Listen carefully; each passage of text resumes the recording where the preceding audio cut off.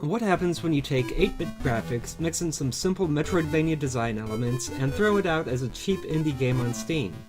You get the indie game Mini Ghost. I'm Magius and here are my thoughts on the game. Let me be perfectly honest. I originally bought this game because I received a coupon for it through Steam. This is already a cheap game, and the coupon brought it down to just over $1, something eminently affordable for me right now. So I picked it up and gave it a whirl, and boy am I glad I did. Mini Ghost takes the Metroidvania style of game and boils it down to its bare essentials. You run around, kill enemies, and collect items that let you get to and through new areas. You can easily beat the game in a couple hours, even going for 100% completion, and there's really nothing that you can't find without a few minutes of exploration around. This means that the game is extremely accessible, but it also means that it generally lacks the depth of other games in the genre. Still, that's not necessarily a bad thing.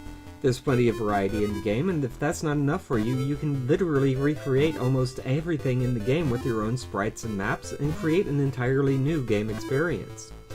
You can't create new items or enemy behaviors, but all of the sprites are fair game, and the fans have definitely made some interesting maps from it.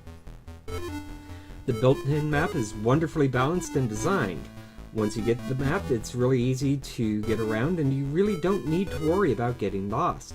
The bosses are challenging and fun, but not so difficult that they become frustrating. And the story is great, silly, and fun fare that pops in at the start and the end and then gets out of the way of simply running around and blowing things up. So, in the end, this is a great little game that you can get for very cheap. It's a fun romp, and one that I definitely highly recommend. There's plenty to do once you've finished the game, and the player base has been quite enthusiastic about creating new characters and maps for the game.